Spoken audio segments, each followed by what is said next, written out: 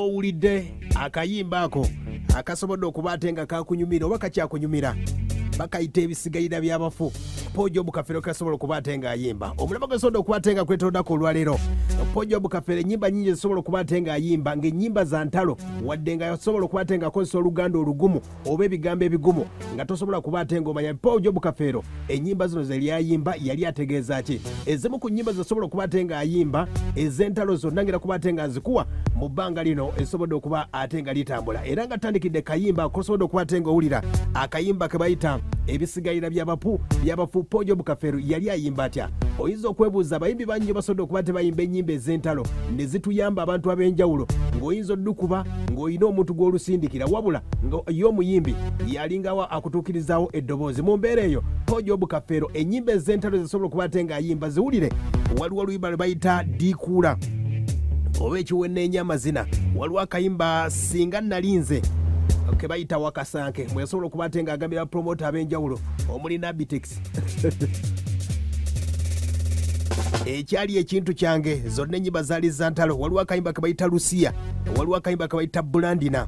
waliwo akayimba ke bayita Nantabuulirwa ne musayi gwange kati ngenda kuba ate nga nkubuulira akayimba kano munywanyi waffe Job Kafeero ebisigalira by'abafu kyali kitya omukulu ono bamuseetinga embeera nga yasobola okuba ate ng'etambula Job Kafeero yasobola okuba ate ng'agenda mu studio nasobola okuba ate nga ku albamu yasobola okuba ate ng'eseba ku nnyimba ku albamu gye bayita Nsonda nnya yafulumizako oluyimba lwe bayita Bazinda Buzinde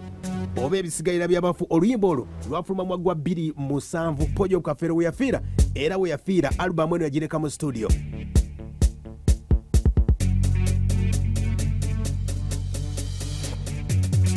Job Kafeero no gwe nkutegeezaako studio gyasobola okuba ate ng'akoleramu oluyimba luno oba albamu eno yasembayo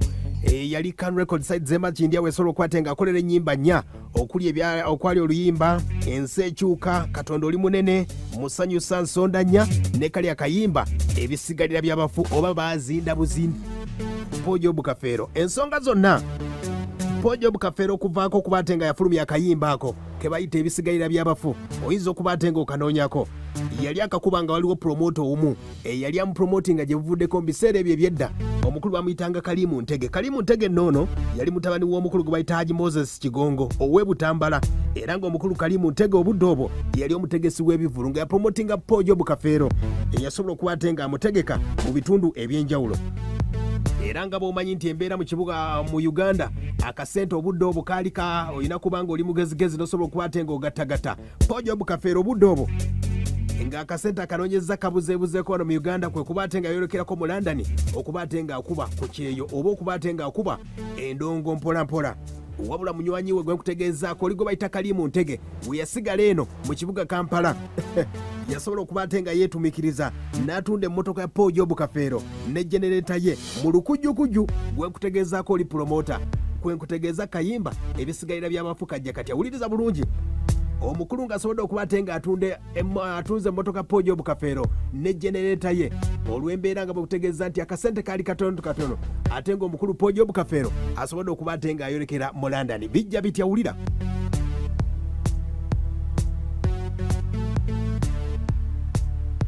embeera ng'esobodde okuba ate ng'etambula munywanyi waffe Job Kafeero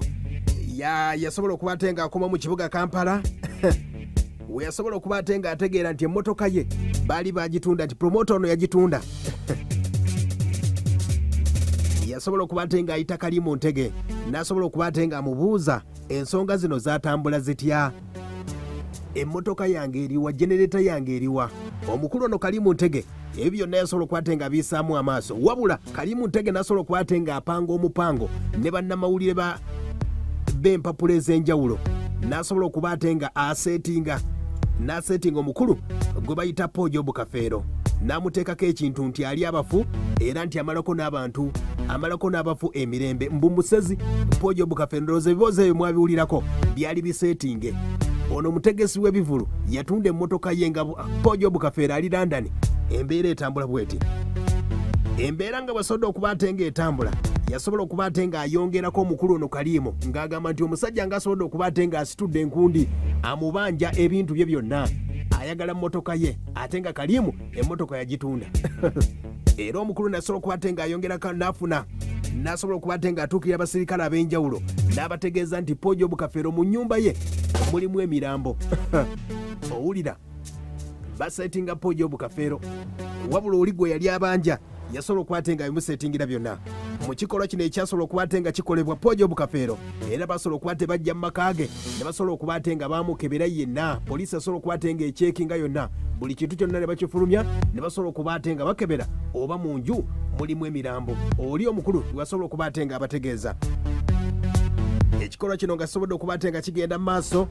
nkutegeezezzaako Pojo Kafeero nga yakaveera ndani embeera tesobola kuba ate nga emusanyusa olw'embeera yasobola okuba ate nga aweebuuka mu baana be n'abantu ab'enjawulo olw'embeera nti ensi yonna yasobola okuba ate nga eraba ekikolwa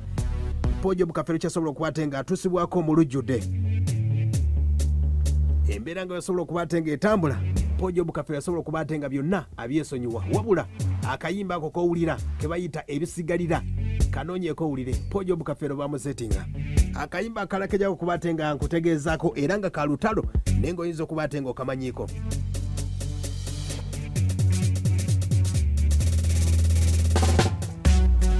akayimba kano akalala ke kayimba k'omukulu Pojo Kafeero era yakafulumya mu gwa 23 akayimba kano kafulumya ku albamu ya oba teepu ya Dipo Nazigala era nga teepu eno yali ya 18 yali albamu ya 18 yafulumya mu studio ya Kasiwukira era nga kigamba nti yemu ku albamu oba teepu yasobola okuba ate nga efunibwamu ssente nnyingi nga kigamba yafunamu miliyoni 10 albamu eno eya Dipo Nazigala nno Pojo Kafeero naye yali mugezigezi olw'embeera nti bannaffe abannayo breweries basobola okuba ate nga bamugula miliyoni 6 aleme kufulumya luyimba lwe bayita Dipo Nazigala wabula Pojo Kafeero n'asobola okuba ate nga ng'omugezigezi omukulu Kasiwukira wesobola okuba ate nga awulira Pojo Kafeero abannayire bamuguze oluyimba olwa Dipo Nazigala asobola okuba ate nga talufulumya Kasiwukira kwe kumuwa miliyoni 4